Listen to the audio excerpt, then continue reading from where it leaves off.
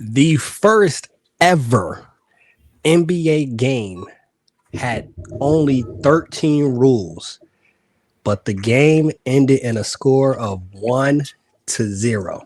Showtime.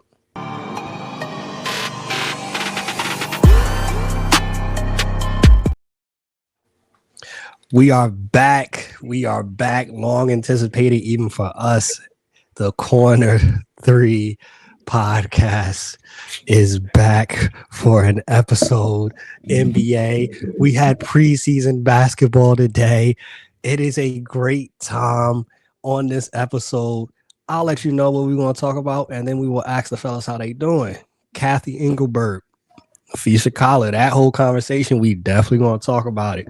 We're going to do some previews of the NBA season coming up, some of the teams that we're looking forward to watch, recap some of the offseason, what teams, some of them, what moves aren't going to work out, what moves were head scratches for us, all of that and more on this episode. Rush, Jared, we are back. How y'all feeling? Feeling good, man. And it's nice to be back on the mic. We took a little bit longer of a break than we initially anticipated, but I think it was good because it was like dead of summer anyway. And lo and behold, right as we're getting ready to come back, WNBA is just on fire, literally, figuratively. And of course, we got NBA preseason starting back up, so the real games are just around the corner. So definitely excited to be back. Knicks tape, how you feeling? Yeah, I'm excited for the season to start. And like Rush said, the WNBA has gone 0 days without having no drama. So I feel like we're in a great time right now. But it's good to be back. Before we get into that, man, let's start off with the preseason that we saw today. Just really the Knicks 76ers game. What was some of y'all takeaways and your analysis watching the Knicks play the 76ers? Rush, you start off because I did see you break down. I did see you break down how my man VJ Edgecombe played. Yeah. It's preseason, so obviously the disclaimer before you say anything about preseason is that it's preseason, so we're obviously not going to overreact or maybe even underreact to it. But it's hard to get a true assessment, because Embiid didn't play, Paul George didn't play, so there were main players out for both teams. But like you mentioned, VJ Edgecombe, he looked good. It was okay debut. It was my first time really like sitting down and watching him. The explosiveness is as advertised. Like the boy is he's just got the Energizer, like a 4-pack Energizer in his back. Like he's just go. Got to the paint relatively easily. Even when, he had like a Josh Hart guarding him, was able to, get into the paint, rise and take some shots. He did shoot 4 for 13. So that's about on brand for him. The jumper is going to have to improve, but getting to the basket and, it was he got there relative easy. He missed more than he finished, but saw some good passing. The confidence is there. Put up 13 shots, even though, he wasn't hitting any, and then was able to get to the free throw line as well. I think he was 5 for 5. So he looked good. And then the Knicks, they're going to be, I think, a bit of a work in progress early on, just as they're getting accustomed to, Mike Brown's, new offense. Obviously, I'll let Jared speak more to that. But, they did start the Twin Tower lineup of Mitch Robinson and Cat. And Mitch had like, what was it, 16 boards in 8 minutes? Like wild. But I mean, that's his MO. Like when he plays and, the rebound rate goes up and, you get more possessions because he's in there making things happen. So it was nice to see preseason basketball. I don't think schematically or scheme wise, either team rolled out, any of what they plan on doing opening night. But, there were definitely some takeaways. Hey, Jared, how did you feel with your Knicks? How they played, getting a win? I don't know if it came out if Josh Hart is good, but last I saw during that game, Josh Hart got injured. What was your takeaways from your Knicks, seeing some Knicks basketball again in Abu Dhabi? So unfortunately, I didn't get to watch the game. So I'm kind of trying to catch up with the highlights right now, and I'm reading an article about the game right now because I was at work. But I did see like them starting Mitch Robinson and Karl Towns, which um which I think is good because for the longest time, I mean, you kind of had OG and Hart kind of playing like the forward positions, and it took a lot out of Hart last year. I seen something about Josh Hart saying he was burnt out last year, that he just had nothing left come playoff time. Um, and he does a lot on the court, so having him come off the bench will make a lot more sense and have Mitchell Robinson be the starter, which also would benefit Carl D. Towns because he is not the last point of defense, which really worked for him in Minnesota with Rudy Gobert, surprisingly. Um, Also, Mike Brown's free flowing offense because we know what kind of offense he ran in Sacramento with De'Aaron Fox and Sabonis. So with kind of a free flowing offense and players playing more off the ball more, I feel like it'll really benefit players like Brunson and Karl-Anthony Towns, especially Brunson because he had the ball a lot last year. And on top of, having multiple playmakers on the team with the addition of Jordan Clarkson can really benefit this team overall. So like Rush said, we haven't seen the full scheme of things as of yet. But because honestly, I didn't expect the guy I don't know how to pronounce his name, Daggy. I didn't expect him to start and everything, so I'm like, okay, that's something different. But yeah, I mean, I'm looking forward to seeing how this team really plays going forward. Um, I just want to know what the lineup is going to be because like everybody played today, except OG. Yeah, so I think OG is going to start in that position. Oh yeah, for sure. I was looking like who's I'm not locked in with the Knicks, so I know who dude was, Mhm. but once I saw, I was like, all right, OG probably not starting. But yeah, that's probably not going to be in the regular season. What I did see though, from what I was watching, it was only again it's preseason. Don't want to take too much away from it, but I do believe though your bench obviously is 20 times better and deeper than last year. And I think with the combination of Deuce McBride and Jordan Clarkson, we will see their name on one of those graphics where it's like the best scoring duos off the bench. Mhm. Because Deuce and stretches was looking that three. I was Yeah. gonna say that stroke. Yeah, I don't want no problems. That three looked really good. And Jordan Clarkson, he could get on a heater at any yeah. moment. And Yeah, I thought speaking of Malcolm Brogdon did too. and Malcolm, y'all will not this episode. We'll make some predictions in the East. I think with and Malcolm Brogdon and all the pieces, y'all definitely have pressure to perform. Like if y'all Oh don't yeah. end up making a deep run, I mean, I don't know if you're gonna wear that hat it's New by York. June. So there's always pressure. But listen, this is the year that they have to do something. The East is wide open. Like Boston is down, Indiana is down. Like Cleveland's always choking. Like this is the year that they need to do something. Like the only team that I'm really like, all right, Atlanta. Like I want to see how Atlanta's going to be in the East, but like the Knicks, like this should be.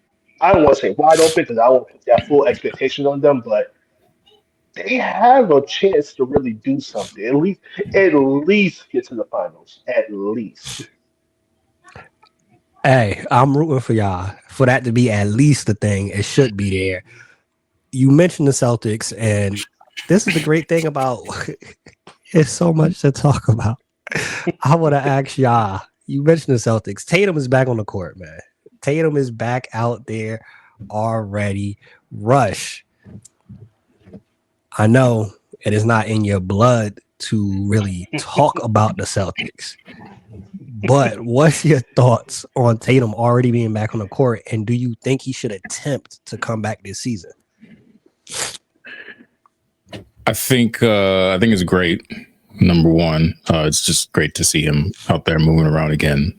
I think the last image a lot of us had of him on a basketball court was when he hurt himself. So it's just encouraging. Number one, as just a fan of the game, to see him back out there moving around. I think I heard his specialist is the same one that Kevin Durant had, as far as his recovery in his Achilles, and I trust the professionals and in charge of the athletic facility down there or up there in Boston. So I think they're not going to let him come back before he's physically ready. And I don't honestly, even if he's physically ready, I don't think they're going to let him come back before he's mentally ready, because I think the mental aspect of it is just as important as the physical component when you're talking about such a severe injury as the Achilles. So, if he comes back early, I think he will have cleared all of the necessary requirements, physically. I think he'll physically be ready to play and mentally ready. So I'm not worried about him coming back early. I'm just wondering if how the Celtics are doing will have any impact on whether or not he comes back. Because if, they have another couple of injuries and, it's looking like lottery, is it even worth it? Or if they're in the play-in range. So a lot of basketball, a lot of the season left before we have to get to that point. But if nothing else, it's encouraging to see him out there. That would be the Knicks' luck for Tatum to come back this season. And that would be a huge obstacle course in their way right there. The thing is, with Tatum, he is so young. He didn't get the injury past 30. So it could be that we might see him this year because of his age, that he's right back around, which would be wild. But hey, as a fan, would love to see it.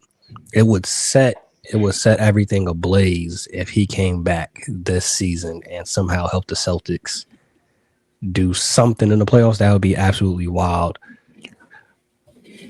Oh, you was rubbing your nose. I know he's had something to put on there. I don't think it matters. I don't think the Celtics are going to do much of anything, even if they get to the playoffs. So I don't. That's more the Lakers side of me, kicking back in. The objectivity has gone out the window at this point. I'm just straight hating at this right now, but I don't expect them to do much, and hopefully they don't prove me wrong. Well, speaking of things being proved wrong and whatnot, Napheesa Collier on her exit interview decided to, I'm gonna set everything on fire. Just blaze, and I'm gonna walk out. After it's been a couple of days now, the players have spoken out. Caitlin Clark has said something today. What is your initial takeaways from what Napheesa said and the negotiations that are still going on with the players and the WNBA?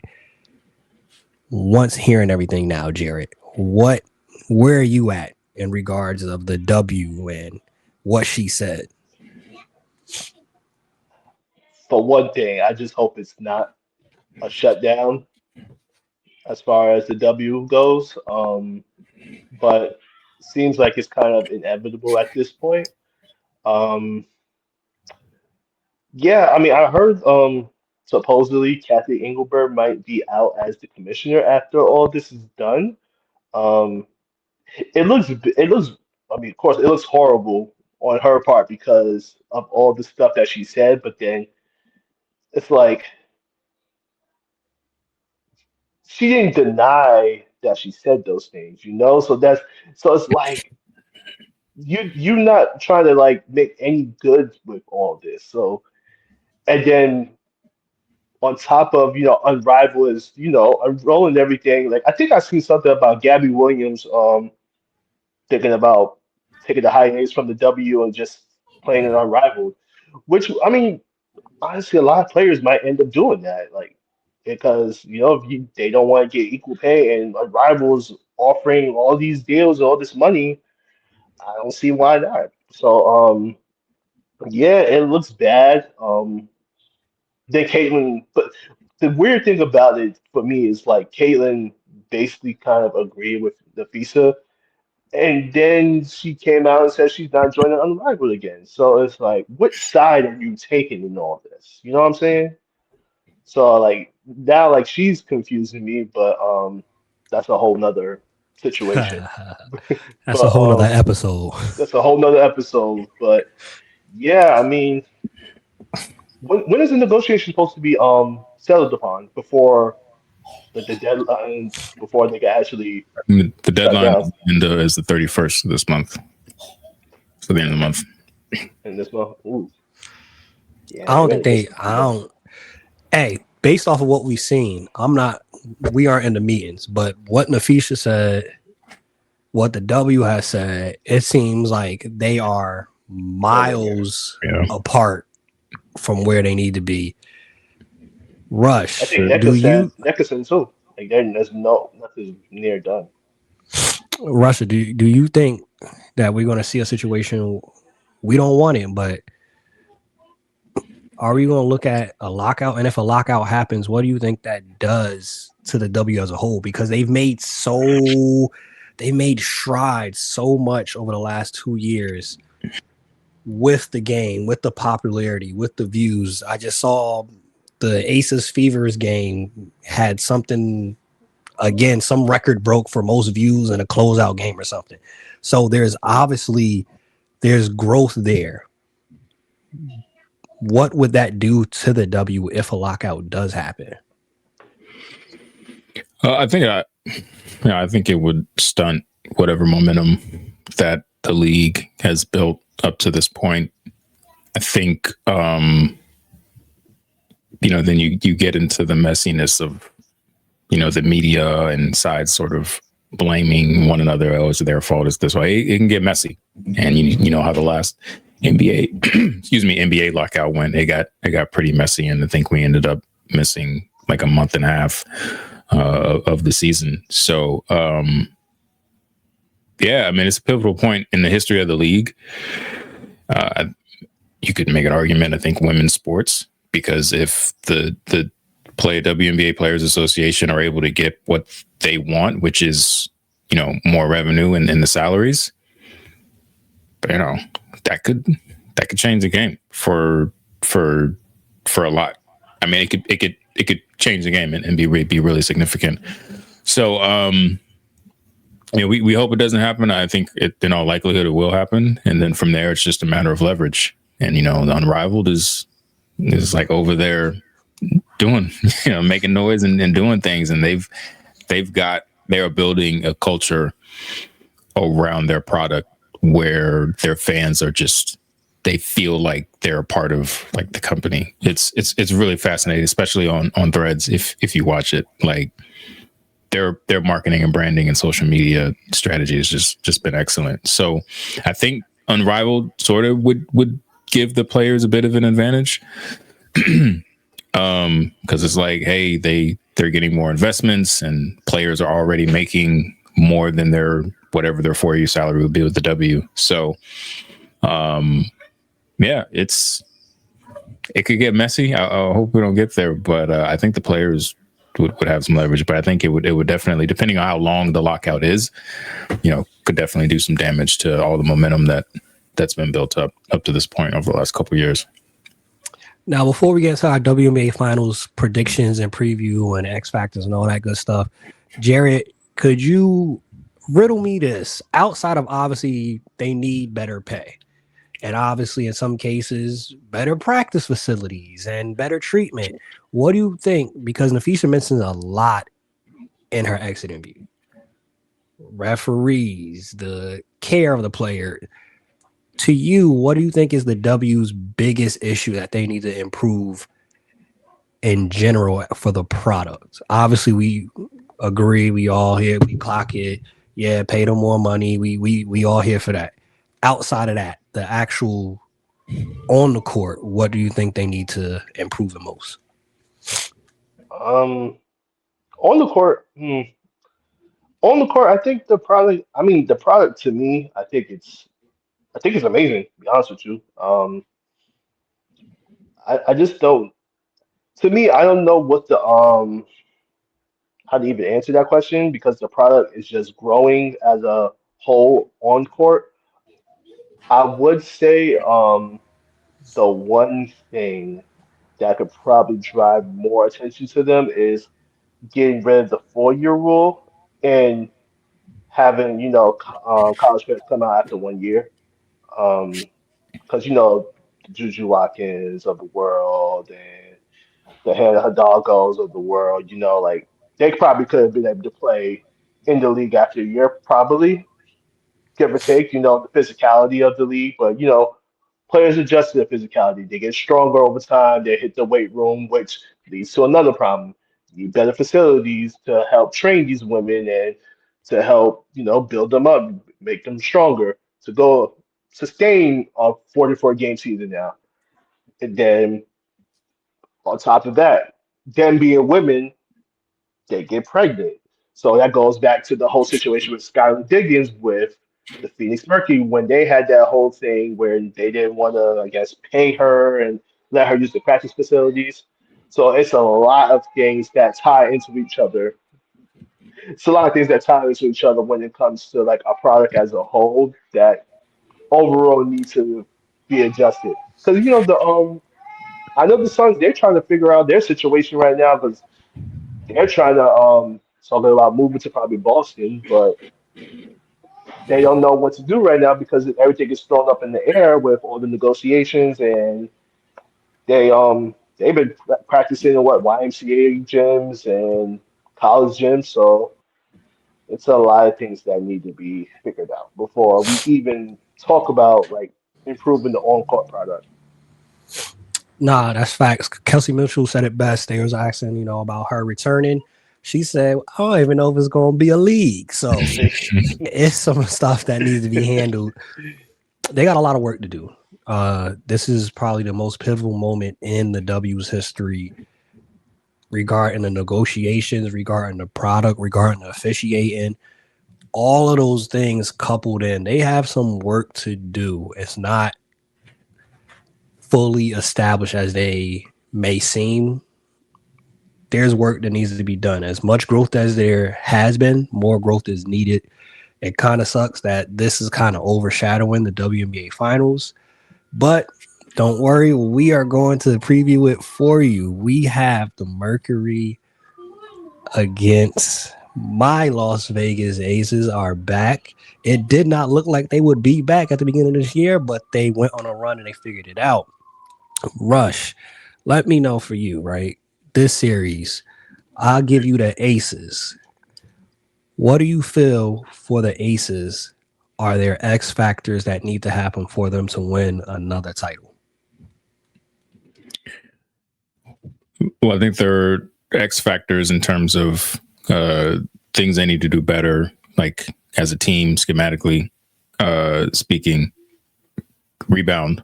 They need to rebound better. I think one of the things that kept the fever in the game early in game 5 was they were just giving up offensive rebounds, and the fever they were converting those opportunities at a relatively high clip.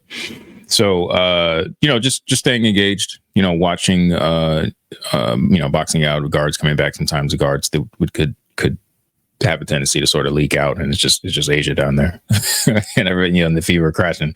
So I think that'll be obviously something I think Becky will clean up, while they prepare for game 1. But then just a general X factor, I think it's just the supporting cast of the Aces. Like, I think what you're going to get out of Asia. You need Jackie to be game 5. What do they call it? Game 6 Clay. We need game 5 Jackie. every game.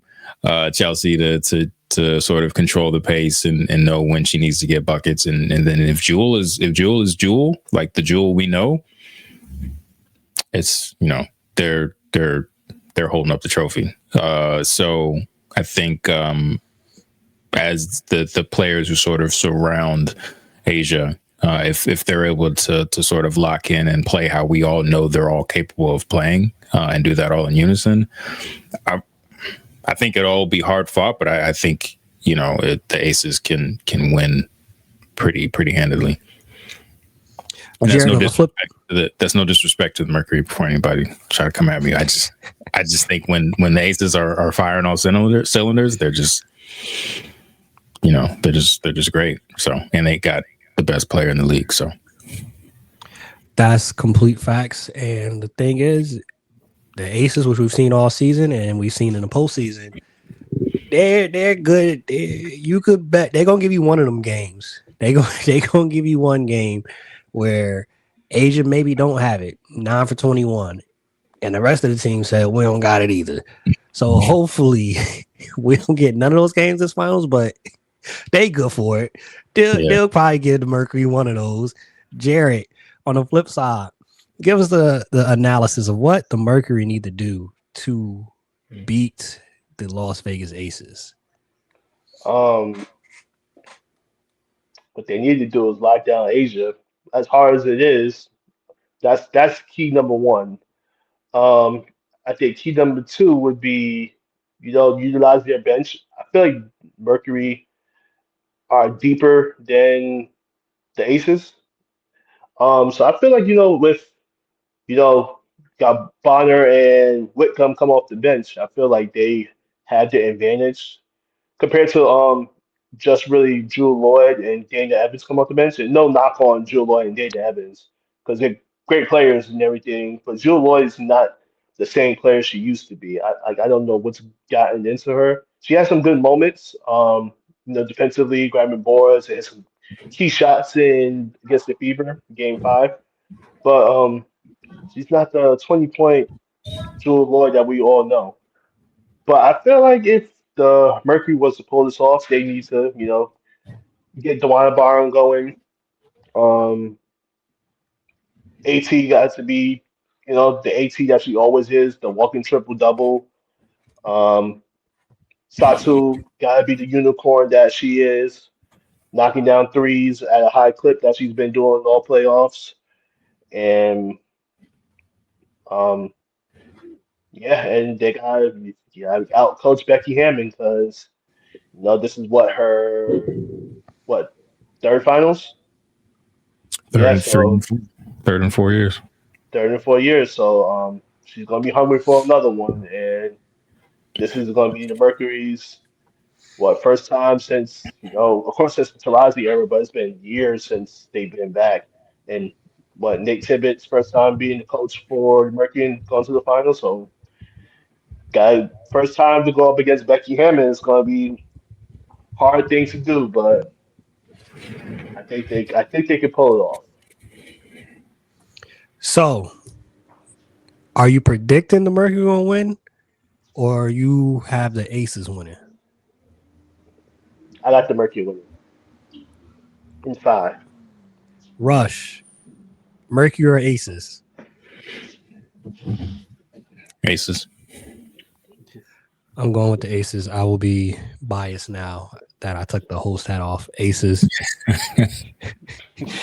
Aces for sure. And I agree with Rush. Rush says he think it'll still be close. I think they'll give them one, but it'll be the games that the Aces win. It will be a from start to finish. You'll be able to know who the better team is for sure. So that's how I see it. As we mentioned at the beginning of the episode, the NBA is back. We had media days that happened, a whole lot of stuff. Shurian, Kawhi, and whether he did stuff or not. You got the Knicks, you got the Lakers with Bron in year 48. A whole bunch of storylines regarding NBA media days. Rush, you started off. Let us know what were 2 or 3 moments that stood out to you so far from the NBA that you saw. Yeah, I think Steve Kerr and Mike Dunleavy Jr. skipping media day was pretty significant. Although we came to find out that I think it was they either wanted to wait, they knew that they were close to the finish line with Kuminga and wanted to just wait, or they didn't want to be in front of the camera until they had a resolution to the situation.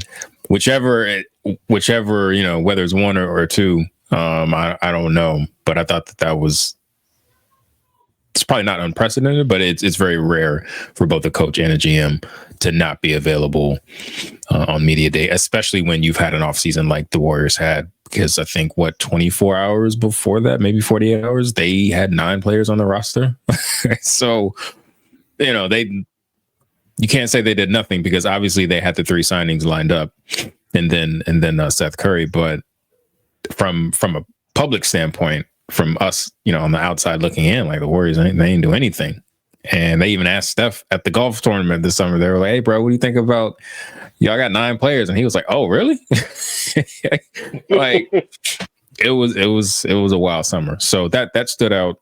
And the Clippers, obviously, because it's the Clippers, like, who, I don't think y'all understand. Like, one of the first few times Todd and I spoke, I think it was when I came on BME, and I told him, very few things I take more joy in my life than the Clippers just being trash, because it just brings me so much joy.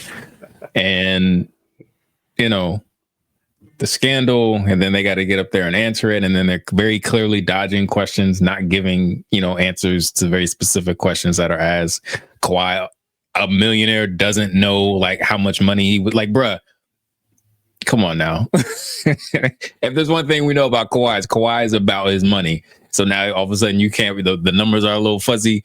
How much you were paid and how much you weren't paid. Like, come on, bro. But neither here nor there. So that, and then of course my Lakers. What's funny about LA's media day is LeBron was in a really, really good mood. Like, LeBron on media day reminded me of Jordan when they had the 75th player announcement at the All-Star weekend a couple years ago, when he wasn't going to show up, and then he did show up, and then he was just running around hugging everybody and like joking. Like, those are the vibes that Bron gave me on media day. And if you think about it, coming in, it was his first summer not getting a contract extension offer when he was eligible. He's no longer like the focal point of the franchise. His future is uncertain, right? And it's just, there's just a lot of reasons for him to come in and just be like very mundane and monotone, and just go through the motions. Dude looked like he was actually excited to be there and to get the season started. And then, of course, yesterday he talking about he couldn't play because he had a strain in his glute. And then I see him on the stream handing out shoes and got grown men or got dudes jumping up and doing splits in midair. Like, this is wild to me. But I think LeBron being in very clearly very good mood was surprising, because I didn't know what headlines or what drama was going to start for media day, but it was all good. Yeah, Bron was definitely jovial and excited, for sure. Probably just as excited as Tylil was doing a split in midair. It was the same level of excitement for him for media day. A couple things that I took away from media day that I heard: D Fox is supposed to more than likely miss the beginning of the season, which, hey, you have Stephon Castle, you have Harper over there, so I don't think they'll be in a bad situation. But you, of course, want to have a vet to be there, which they don't have anymore. There's no Chris Paul there, so D Fox starting off injured, not a fan. They got Harrison Barnes still. Harrison Barnes. I was really talking about on the point guard side Okay. to make sure everything is lined up with that. But he'll obviously still be there, so that was one takeaway for me. And Clippers aspect, Ty Lue came out and said that Bradley Beal will be starting. Of course. I don't. Well, we can talk about that on the other. That's the only reason he went, is because he was going to start. I don't know if that works. If Kawhi isn't suspended or his contract isn't voided and he's on the roster, Harden, Bill, and Kawhi, and then Big Zoo, who had a great season last year, I don't know how that works. This is not a LeBron, D-Wade, Bosh situation where people are like, there's only one ball. No, with this, it literally is only one ball. I don't know how that's going to work. But, Jarrett, you let me know. Media day, what were your biggest takeaways, storylines that you liked from Media Day? I think the first thing that really caught my attention was Zion's weight. Um, that's always a big controversy, always a big topic, but it seemed like he's really locked in. He looks a lot slimmer, but for me, I just hope that he's able to sustain that weight over the full season and also being able to basically play the same way he used to with like the strength and velocity that he always plays with. Um, because like we always known Zion to be such a powerful player, and thus this new weight changed the way he plays. Hmm. And the sustainability of playing, being able to bang down low and everything. Like how much will he be able to do that now with all the weight being gone, Yeah. essentially. Um, but also, like, with Jordan Poole being there and DeJounte Murray's still there, so I kind of want to see where what's going to be the situation with that because be honest with you, I forgot. Excuse me, I forgot DeJounte Murray was on the team like midway through the offseason. And I'm Yeah. like, yeah, like how is this going to work out? Because both of them need the ball in their hands to essentially be successful. I mean, Murray more or less than Poole because Murray can play defense, and I feel like he's more efficient with the ball. But yeah, I feel like the trades has to happen for this team to go forward because I wouldn't say they're in rebuild mode, but they're in like a retool mode going forward with Zion and Trey Murphy and Herb Jones. The next thing is Minnesota. Um, Anthony Edwards still hasn't had PR training. That's one thing. But but he tapped in with Jordan this offseason. Got some tips from him, so tapped in with his quote unquote pops. But like I want to see how he implements this stuff into his game. Because it's always some type of comparison with uber athletic shooting guard Yeah. in the league to Jordan. So I want to see how, yeah. So I want to see how he puts that into his game this offseason. And also on top of the fact that the Timberwolves haven't really solved their real problem as far as their point guard situation. Still going forward with Mike Conley as their starting point guard. And, Mike Conley is a great player, but he's older, not the same player he used to be. So are they going to start Mike still? Are they going to put Dante at the point? Or are they going to give Rob Dillingham some more time at point guard? Or what is their plan going forward? And like essentially, I don't think Minnesota really made any moves this offseason, to be honest with you. No, they lost. They lost Nikhil. Yep. hmm And they brought back your boy, Julius Randle. So Yeah, that I was mean, there.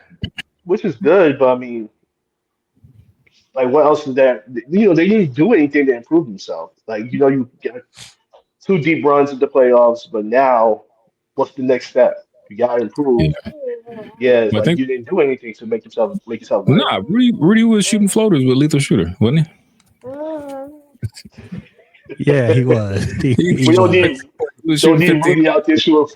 one dribble floaters in the lane with lethal. No Oh my disrespect. goodness.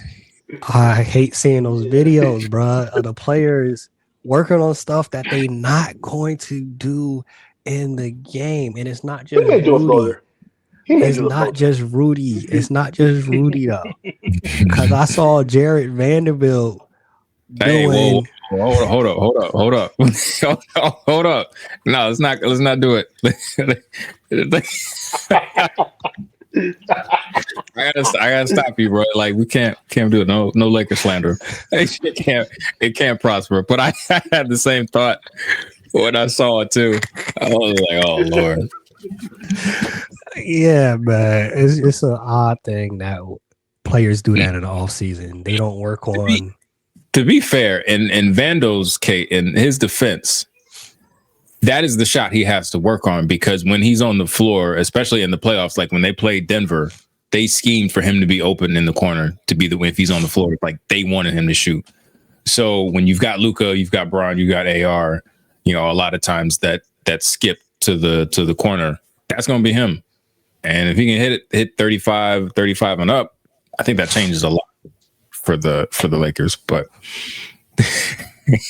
but it did. I that part, yes, I agree with. But some of him reading off of screens and you're not going to have to. Hey, Vander, I promise you, you're not going to have to worry about what read do you see off of this screen, and that's not with Luka, Bron, and AR. Trust me, save that for a summer league. Point guards, though. Just want to ask y'all this. We put it up on our threads. Do you think we will see Russ on the NBA roster this year? Or is he going to kind of get that Melo situation where they usher him out the league before he fills his time? The league told him it's time. Yeah, I think it's hard to imagine the season starting without him being on a roster. And from what I hear, there's still a chance the Kings might bring him in. The problem is I don't think Russ just wants to if he's willing to sign with the Kings, maybe he is. I was about to say, I don't know that he just wants to play. I think he wants to compete, but if you sign with the Kings, then so I don't know. I know it's I'm sure he would prefer a winning situation, but the problem is all those teams they're right up under the apron, their respective apron. So it's hard to bring him in right now. I think once we get closer to January, when some teams are able to sign guys for minimum deals because of the new CBA, and more people become trade eligible, and you might be able to open up enough wiggle room to sign somebody to a minimum, then maybe he could probably come on. But I feel like if it doesn't happen before the season starts, it might be bleak until the January, February window. And what's even crazier, my fault, is that even teams where players get injured, they have an injury, you can get the injury exception, but you still might not be able to use it if you're hard cap at the 1st or 2nd April. So it's just the Mabrins, boy. Mabrins are killer. Facts. That was one thing that was from Media Day, which was, I think that I saw a graphic. It was this for the last 15, 16 years, we've seen Russ at Media Day. No Russ, no Media Day. It's been kind of, we should have. I feel like it's been trending this way for the last 3 or 4 years. I don't think anybody's happy about it, but it's you step back, you look at it, it's really not surprising because the signs have kind of been there. Hey, Jared, I want to ask you this before we transition to talk about some of our favorite teams that we're looking to watch this year, especially with the new system of the NBA being on different streaming platforms, depending on what you have. But Rush said something that was very important that kind of triggered something in my mind. He said, in regards of Russ, he didn't think Russ would sign with the Kings because he wants to compete. But if he signs with the Kings, you kind of just want to play. You're not competing for nothing. The Kings especially, forget it. That's not happening. You're not competing. That's not happening in Sacramento. But does the Kings know that? That's one thing. We know that organization, they all work with Kathy Engelbert. They are not they're not good at their jobs. I want to ask you this though, in the same regard, in the same breath, but with a different player, Devin Booker, him deciding to stay in Phoenix. Do you look at him differently in regards of he decided to stay in a situation where they're actually not going to compete? They won't be in a position to try to get a title. He decided to stay in Phoenix in that situation. I think Phoenix situation is very interesting because they've been swapping out coaches for the last few years and swapping out players. When they had the perfect formula, when they had, Chris Paul, Book, Aiton, Bridges, Crowder, Cam Johnson, and then, they essentially they gave away their depth for KD and don't put that in your mouth. But I think the thing with Phoenix is like, what direction are y'all trying to go in? Because it's like, you got Booker there still, but I'm assuming he's gonna be playing point guard for them this season because like you got him, Green, Brooks, assuming that would be, the three guards starting lineup. Um the bigs, to me that's up in the air, because they got the two bigs from Phoenix. From not from Phoenix, from Charlotte. They took literally Charlotte's big man rotation Yep. and brought him to Mhm. Phoenix. Yep. 3 centers, right? And then they got the Duke kid, right? Yep. Yep. Malawak. So, um, and I don't even know who's going to be their starting power forward because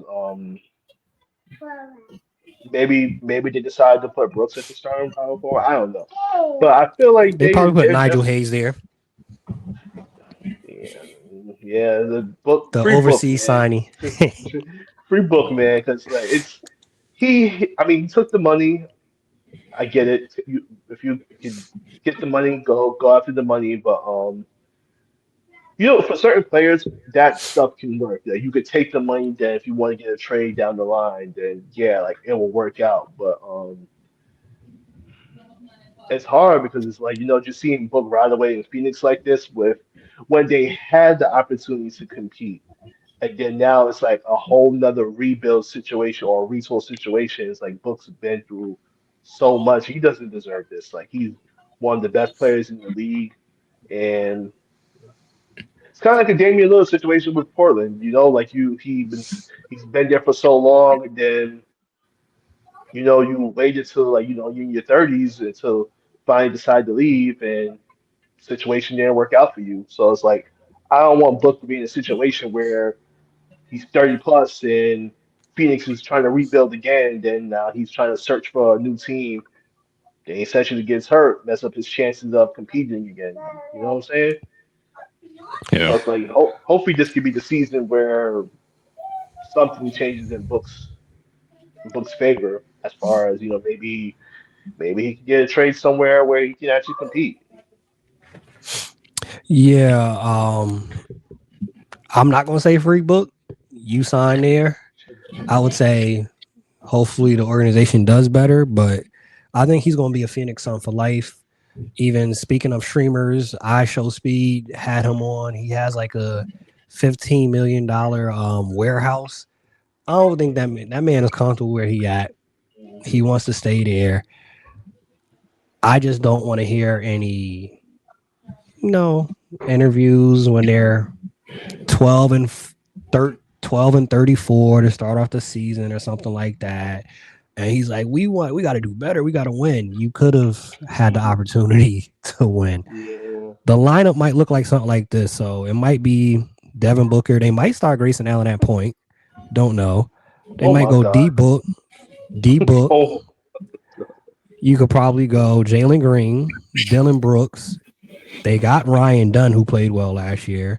And then you go with whatever center you feeling that day.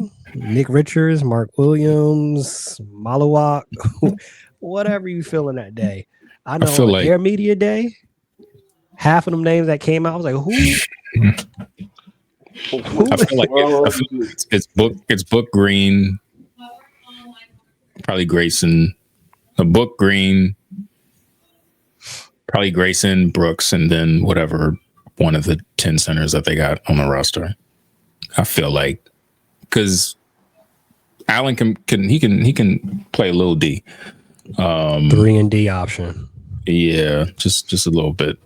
But I feel like they said that they're going to roll that backcourt of Green and Booker. So They're gonna have to. I'm maybe it'll work out, but Oh, why you look like that? I don't know. I'm just saying. I don't like. To your point, Jared, is like y'all need a point guard. If you're gonna have Jalen Green and D Book in that lineup, somebody that's gonna be able to facilitate to get other people's shots too, because D Book is more of a willing passer than Jalen Green, but Jalen Green, your playmaker. Hey, Matt Ishmael, you could sell water to a well. And if you think you're gonna get the fans to come watch that, if you get the people to come watch that in Phoenix, hey, you are the salesman of the year, because that's a very, very bad roster. I don't know. That's not going to be one of the teams that I will be watching. Did y'all see the post on social media that was like, I can't remember how it went, but like just how random, like something that like, I think the person actually forgot or realized that Spencer Dinwiddie was on the Hornets. Dog, I live here and I completely forgot that he had signed like whenever he signed with the team. If you ask me, I probably, outside of Melo, Bridges, Miller, and Colin. You got the rookie. Like, it's hard. Like, you get to like 6 or 7. I'm sweating bullets. Like, if you had a gun to my head, I'm telling you. Whatchamacallit, you know him. The Allen Iverson's doppelganger. Trey Mann, you know Trey Mann.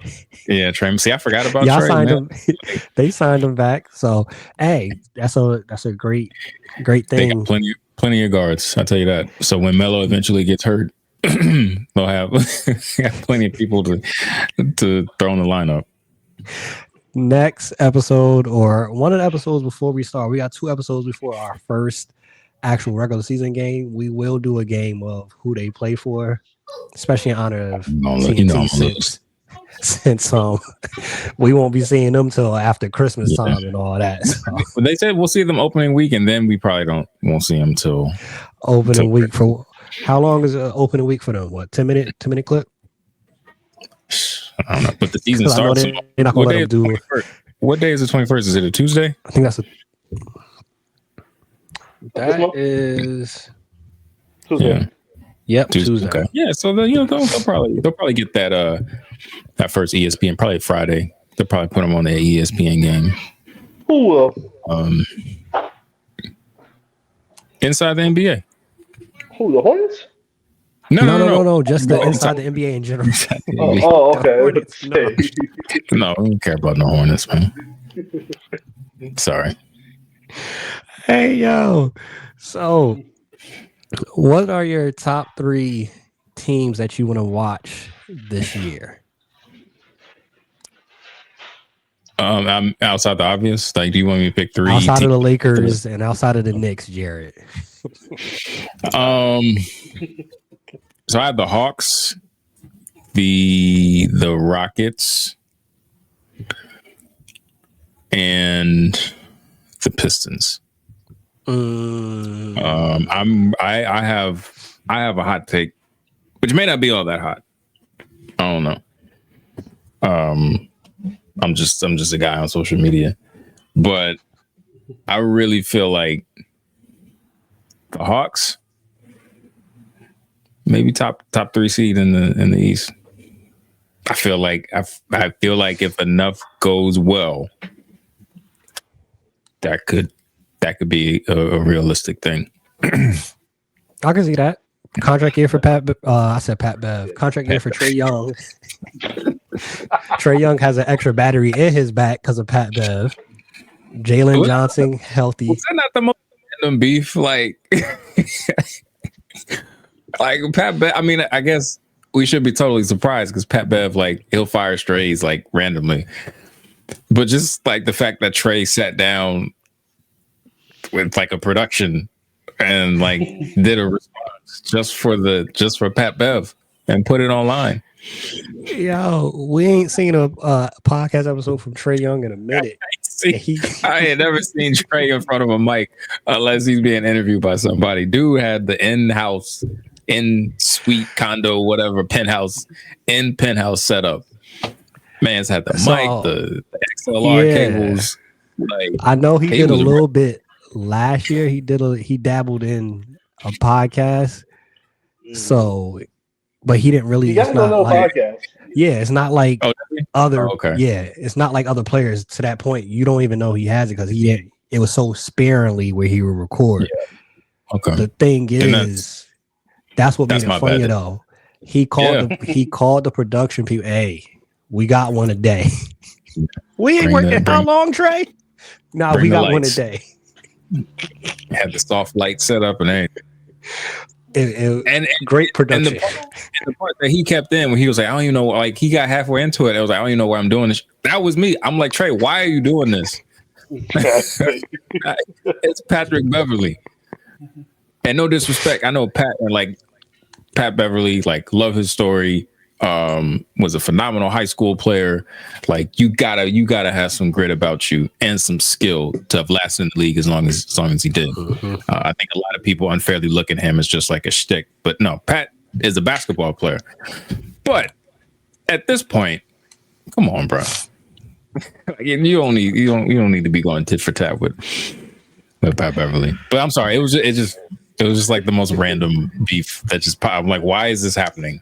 Like, is it just dead of summer? Like, ooh, like we need some excitement, so let's just start beefing randomly. But It did good. Well, it did what it needed to do for Pat Bev.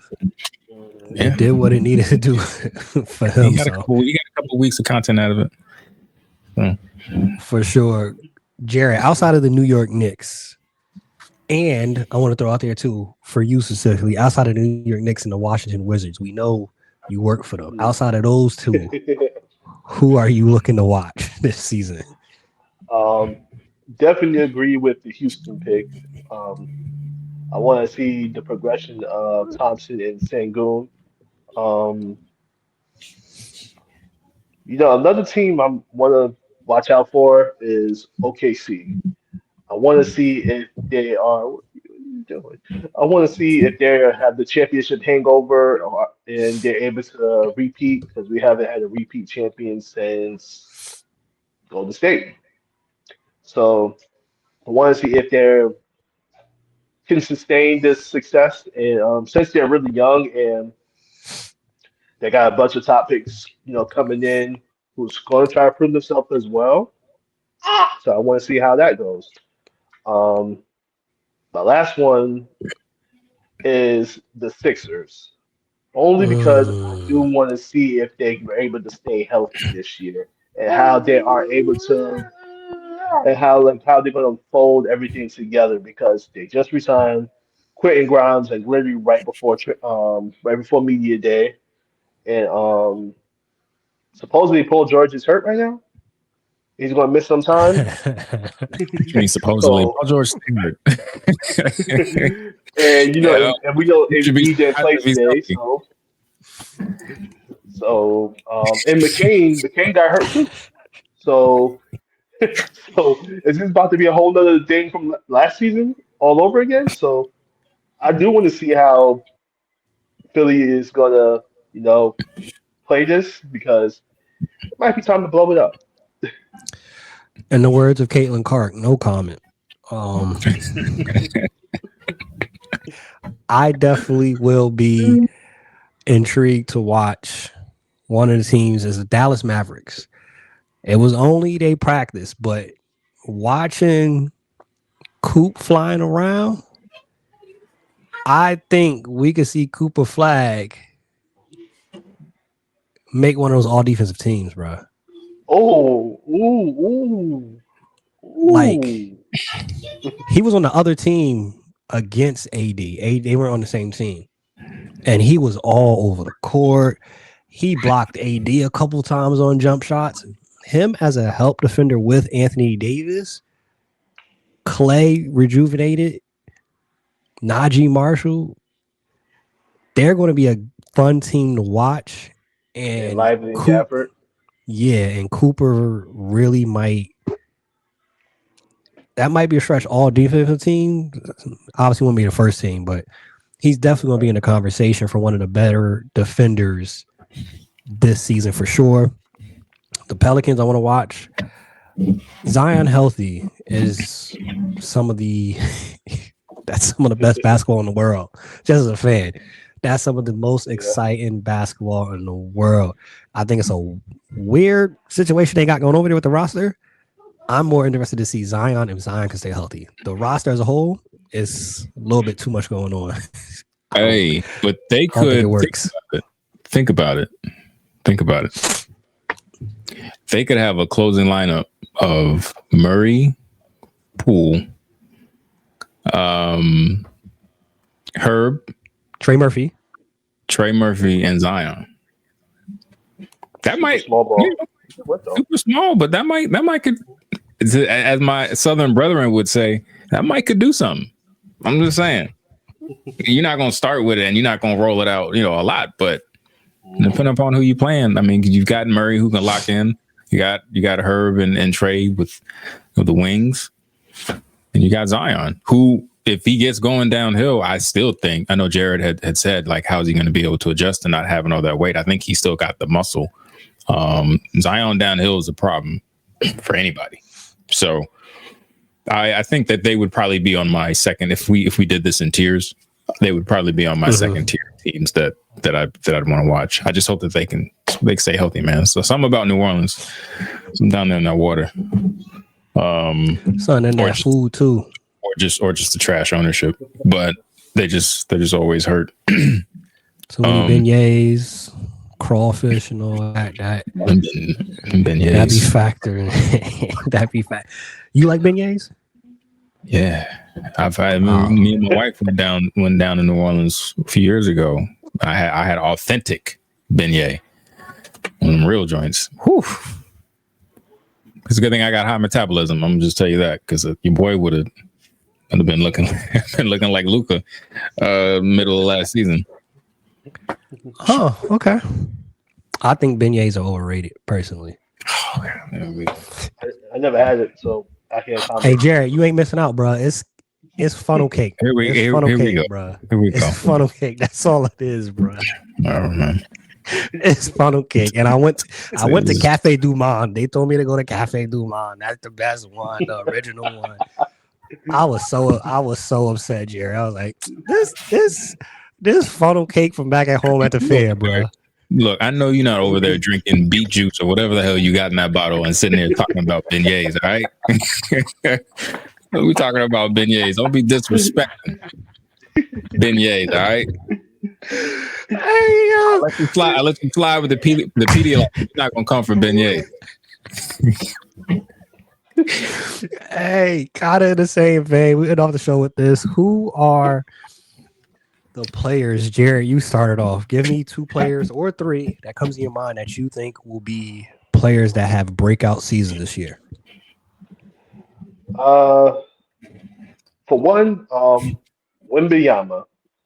I want to see him have 25 points per game scoring year. I feel like we kind of gotten. The rookie year, give or take, still rookie year, and second year he got hurt. So third year, I want to see him like fully healthy and him take it to a whole new level.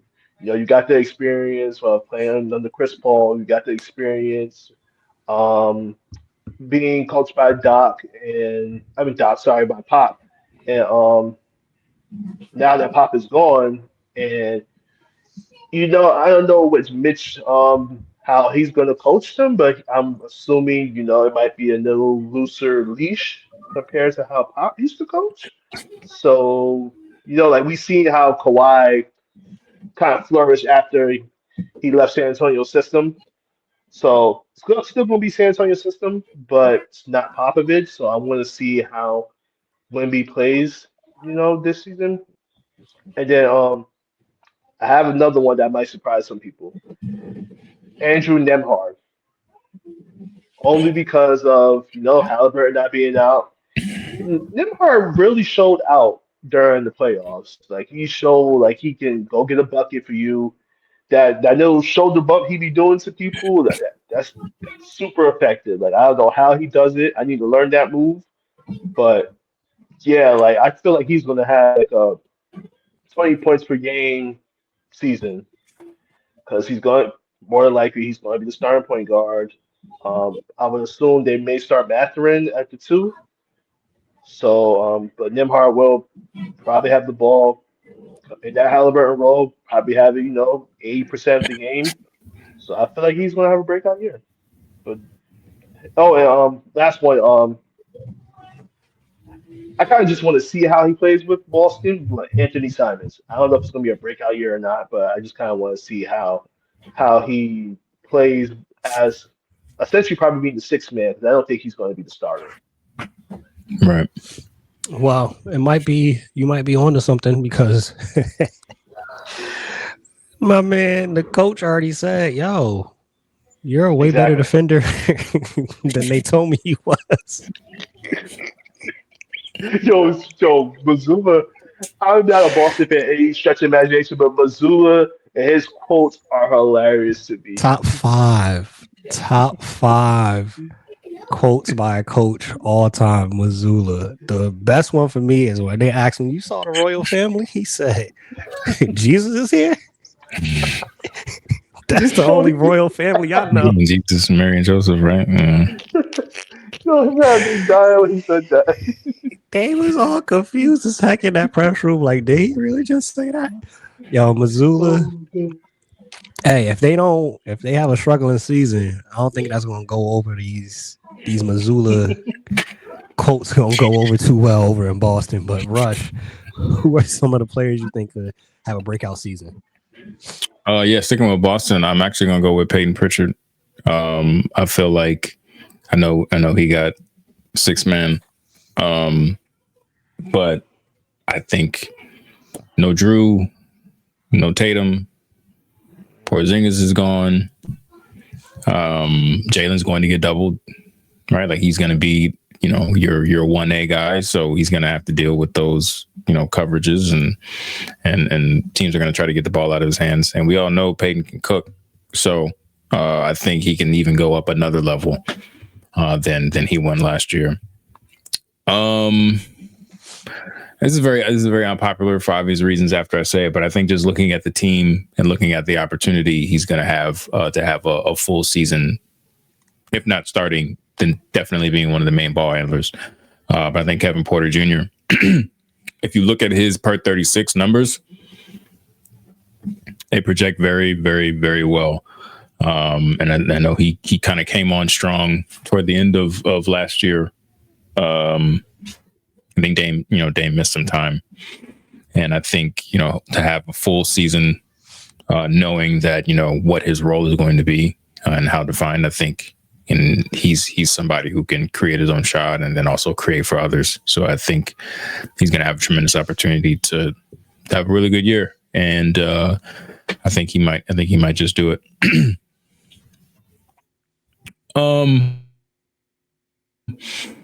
Obi White, I think I know we talked about first time All-Stars. I think maybe our second to last episode before we took the break. But I just think he's going to continue playing like how strongly he played down the stretch last year. I think he's just going to continue and continue to ratchet up. I think he's depending upon what Buzelis does, because he looks like he could be the one for Chicago, at least. He looks like he's got some of that number one option in him. I don't think it's gonna happen this year, but I think Kobe can be the guy that their go-to guy to make things happen. So those would be my immediate three that I would expect to have big years. That's funny you mentioned, because I was going to say Buzelis, Kobe, and Giddey on that team specifically are primed where either of them or all three of them could really have a breakout season, and they can mess around and get into the playoffs depending on how they all play. Giddey's been paid. He's in a situation he doesn't have to worry about age. Kobe White played good at the end of the season, and Buzelis, like you said, he has some of that number one in him. Will it fully flourish in Chicago? That's the question, because Chicago, another poverty franchise that needs some help in the front office. But that's a wrap for the Corner 3 podcast, y'all. We are back. We're going to have more episodes coming up leading into the season. Make sure you like, share, and subscribe. Make sure you get in those comments. Let us know. Even if you don't agree with some of our takes, we could talk about it. We have no problem having that discussion here. Let us know in the comments anything that you want us to talk about in the next 2 weeks. But you already know how it is. The best three are corner threes. We out. Peace.